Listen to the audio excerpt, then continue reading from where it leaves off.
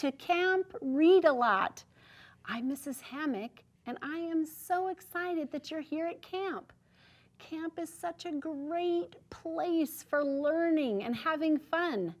At Camp Read a Lot, we're going to spend our days reading and talking, singing, learning, and enjoying all kinds of activities that will help us become strong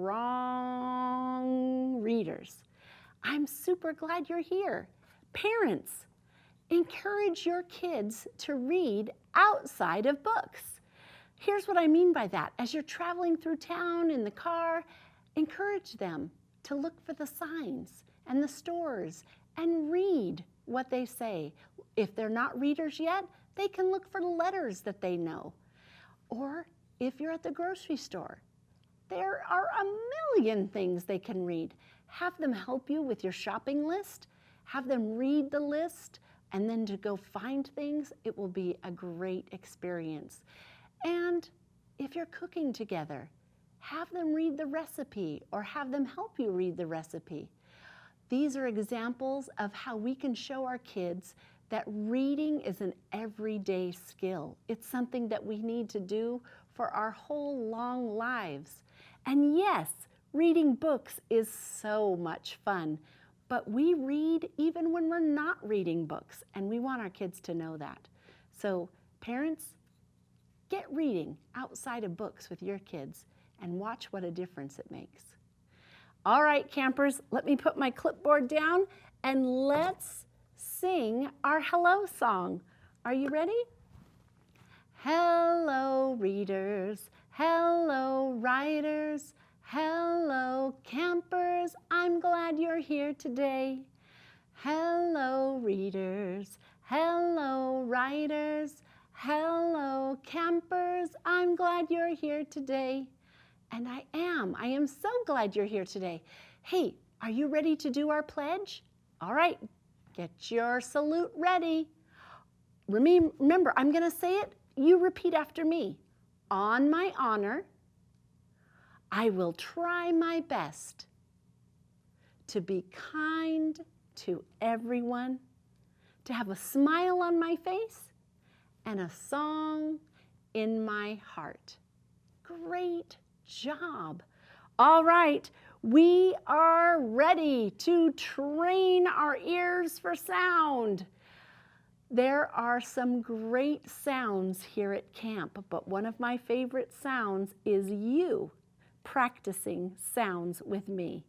So it's time for us to play our game. Do you see our helper? He doesn't know it's time. Let's go get him.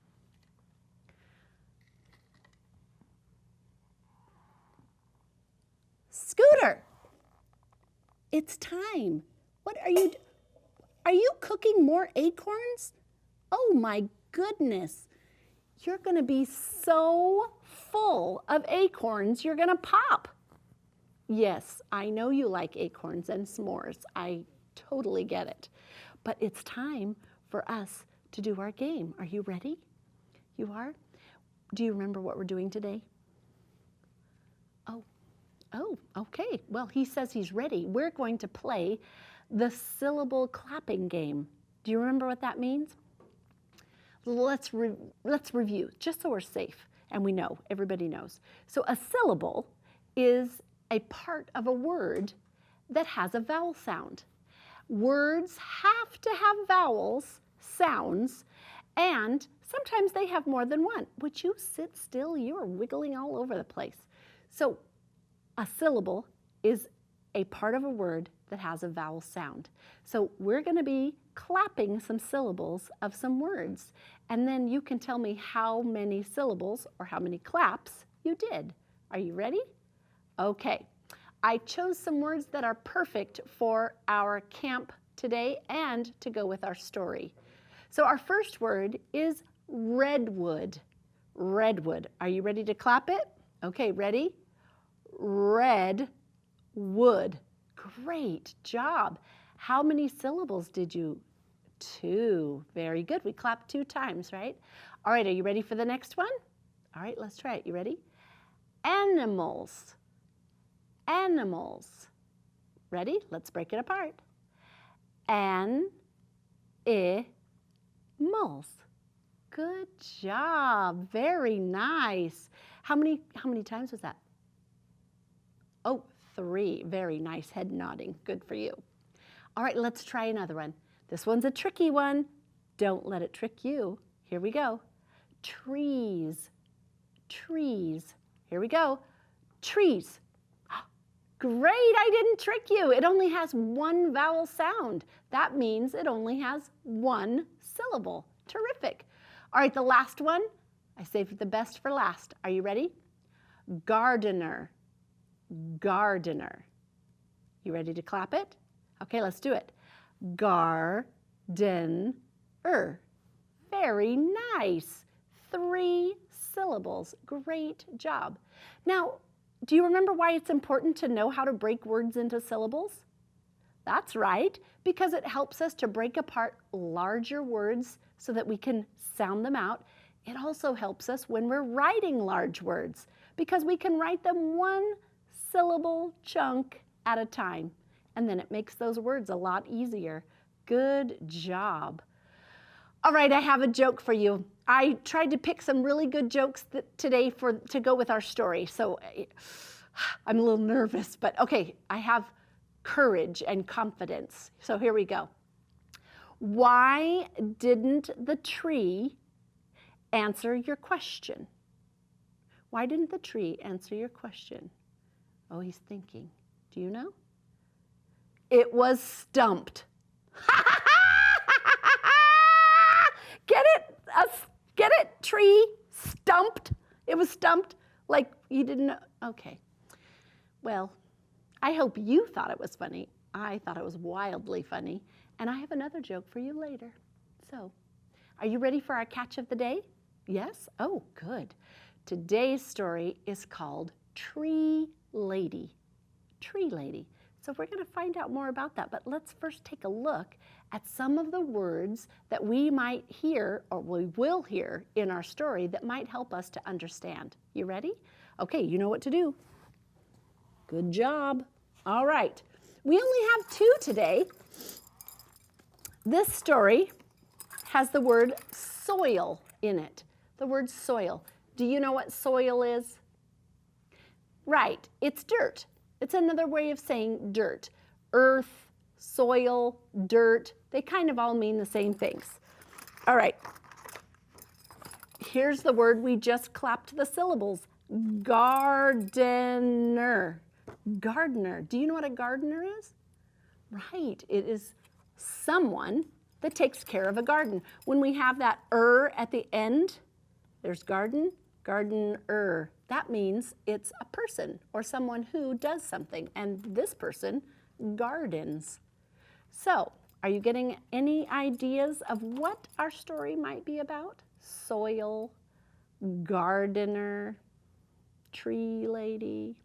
Let's take a look. This story has some of the most beautiful pictures.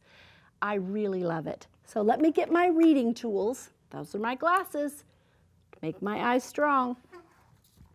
This story is called The Tree Lady. Isn't it beautiful? Look how pretty.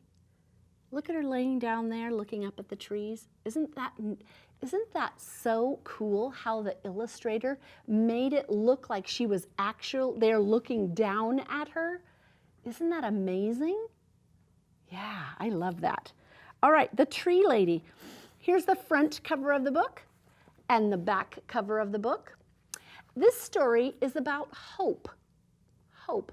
Do you know what hope is? Hope is that feeling that you have when you want something to happen and you believe that your effort today, the things you do today, will help good things happen in the future. That's hope. And so this story is about hope, and I want you to be looking for examples of hope in our story today, because I think you're going to find some. Let's take a look at the title page because it has some interesting information for us. Here's the title again. It says The Tree Lady. Now listen to this. Don't miss it.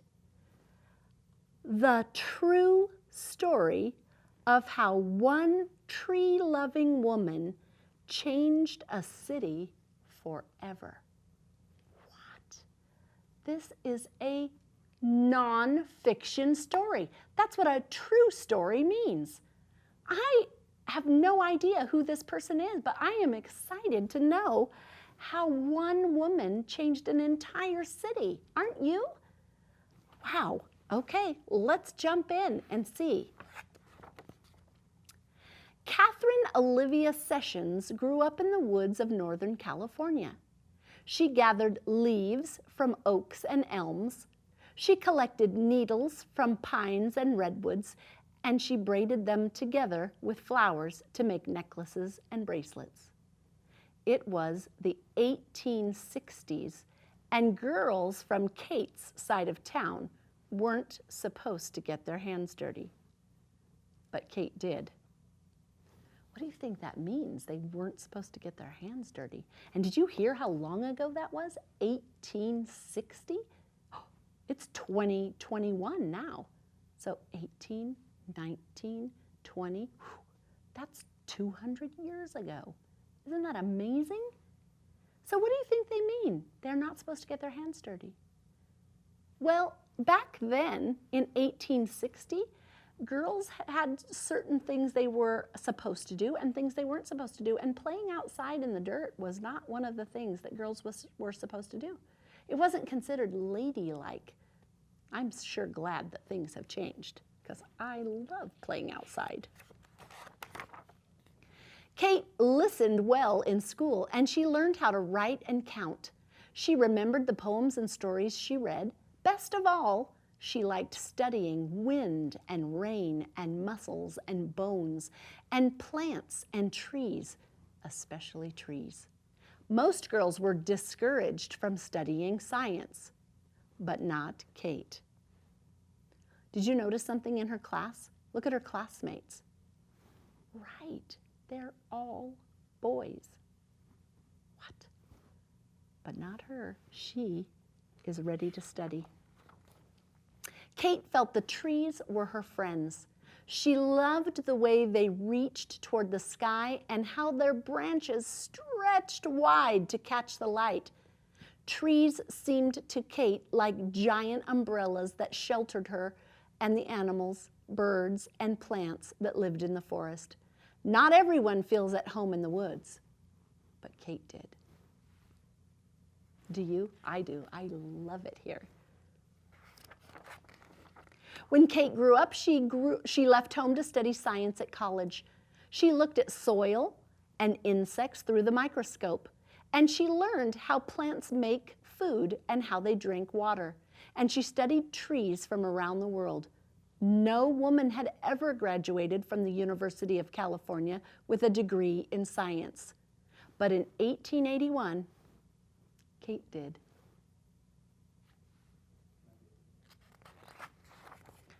After graduation, Kate took a job in Southern California, when her boat docked in San Diego, she saw that her new home was a desert town. Kate never thought she would live in a place with very few trees. But now she did.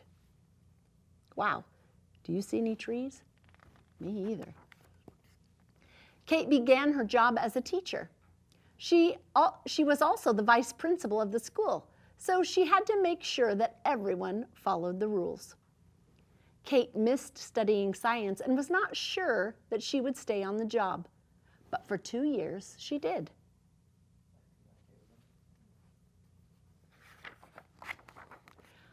From her school, Kate could see City Park in the hills above town.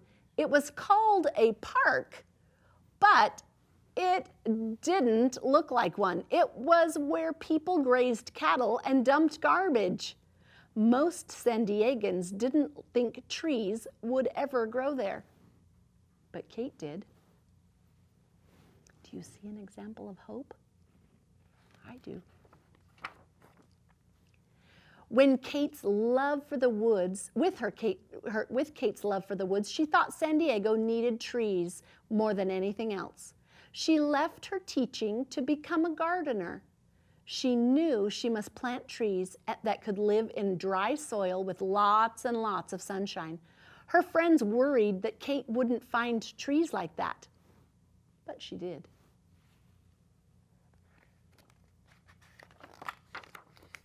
Kate became a tree hunter. She wrote letters to gardeners all over the world and asked them to send her seeds that could grow in a desert. She also traveled south into Mexico to look for trees that liked hot, dry weather and steep hills and canyons. Not everyone knows how to hunt for trees, but Kate did. Look at all these different types of trees that she got to grow in the place where she lived. That's a yucca, a eucalyptus. Here's a bristlecone pine tree, Italian cypress. Wow. Soon, Kate's trees were planted along streets, around schools, and in small parks and plazas all over town. People bought trees from Kate's nursery and planted them in their yards. From elms and oaks to eucalyptuses and palms, by the turn of the century, young trees from Kate's nursery were growing in every part of San Diego. Most people didn't think a desert town could sustain so many trees, but Kate did. Then, in 1909, the city leaders announced that a great fair called the Panama, California Exposition was coming to San Diego in 1915. The fair would be held in the city park, which was now called Balboa Park. Kate felt Balboa still needed more trees, thousands more, to look beautiful and to shade the visitors that came to the fair. Trees, trees, more trees. That was too many trees for Kate to plant by herself. But she knew lots of people could do it together. She asked her friends to bring their friends and to come to the park for a tree planting party. Again and again, people volunteered to help, and those volunteers weren't sure they could plant enough trees, but before long, they did. A tree planting party? That sounds so fun. And when the fair opened, San Diego was ready. Millions of trees and plants filled Balboa Park. The fair had so many visitors, it stayed open for 2 years instead of 1. People came from near and far to see the attractions and to stroll in the cool shade. The fairgoers couldn't believe San Diego had such magnificent gardens, but thanks to Kate, it did.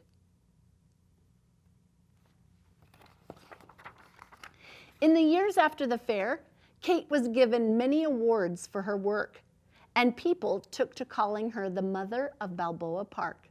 She continued gardening and planting trees until her death in 1940. Back then, few could have imagined that San Diego would become the lush, leafy city that it is today. But all along, year after year, Kate Olivia Sessions did. Wow, isn't that amazing that one person could do so much for their community just by having hope of something different? Did you see all those beautiful trees? Now, Balboa Park is a real place in San Diego, and it is filled with beautiful trees and plants. And they all started because of Kate. Isn't that awesome? How did her hope change her community? Right, look, it went from a desert. Remember when she came in on the boat? What did it look like? Wow. And because of her hope that it could be different, it ended up looking like this. Isn't that fantastic? See how hope can make great things happen when you believe that you can make a difference? I love that story. All right, let's take a little look. Today we're going to do something a little different because there were some words in the book that maybe you don't know. And we're going to use clues from the story to figure out what they mean. So one of the first words we heard was oak. Oak. And we might not know what that means, but in the book, it said she gathered leaves from them. Gathered leaves. So I'm going to write that. She gathered leaves.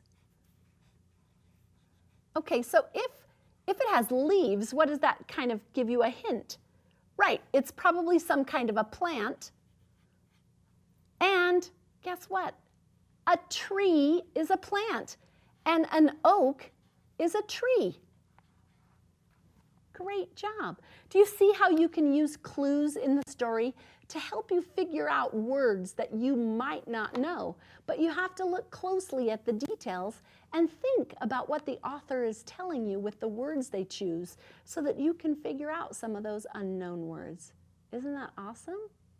I know, I love it. There's branches and grazed. We can also look for those. But I think we're going to stop here because I want to make sure that we have enough time for our activity today because I think you're going to like it. So before we get there though, I do have another tree joke. Are you ready? Okay, what? I'm so excited. Okay, what kind of tree fits in your hand? Do you know? Do you know? A palm tree. Get it? A palm tree? Yeah, it's the palm of your hand, a palm tree. Oh. All right, well, it was a good effort. You ready to go over to the table and see what we're going to do today? Today, my friends, we are going to watercolor some trees. Let's go to the craft table and see what we can find. All right, I'm going to put my book here because I want to be able to see it, and I'm going to put you right there, Mr. Scooter. And today, we're going to do some watercoloring. Now, don't worry, because watercolor is really fun. Now, mine might look a little bit different than yours, but if you have the watercolors that come in the long tray, those are perfect. Now, I do have some thicker paper that's called watercolor paper, and that's just because sometimes when we use watercolor on regular paper, the paper gets a little soggy. So I've chosen to use this thicker watercolor paper, but if you don't have that, don't worry. Just use a little bit less water so it doesn't get too soggy. All right, now I've got my paints here. This is my little palette, and I've already put some colors in it that I know I'm going to use, because if we're painting trees, I'm going to need brown, good. I'm going to need green, but not just one type of green, because look at all the various colors and shades and hues of green. Isn't that pretty? So we don't want all of our trees to be just one color, because trees are lots of colors. All right, I have water because it's called watercolor, right? Okay, so I'm going to use a wider brush to start with, and I'm going to dip my brush in the water, and then I'm going to dip it into my paint, and I'm going to dab it just a little bit. Now, I'm going to paint first just some, they look like sticks, and that's okay. Remember, they don't have to be straight because trees are not all straight, right? So I'm going to make mine kind of going in different directions. Don't worry, you can't do it wrong. That's the nice thing about art, campers. Art just is beautiful, and you can't really do it wrong. It's just, it might go a different direction than you planned, but it's still very beautiful. Now I'm gonna see, now do you see how I have some dark spots here? That's good, because that tells us that the light is hitting the tree at different places. So I'm just gonna put some branches here. All right, now I'm gonna rinse off my brush. I'm gonna get rid of all of that brown, because I'm going to use my little paper towel here to dab off the extra water, because now I want to dip it into the green. And I'm going to, now here's what I'm going to do. I'm not going to paint like this. I'm going to just brush on some different colors right around. I'm just going to tap it. Do you see how I'm just tapping it? And the water will stay in a little puddle, but it will also dry, dark in some spots and light in others, which will look more like a tree. And I don't have time to finish, but I hope you'll finish yours. Skinnamarink-a-dink-a-dink, skinnamarink-a-doo. I love you. I love you in the morning and in the afternoon. I love you in the evening and underneath the moon. Oh! Come back and see me next week and we'll do some more talking about hope. Bye-bye.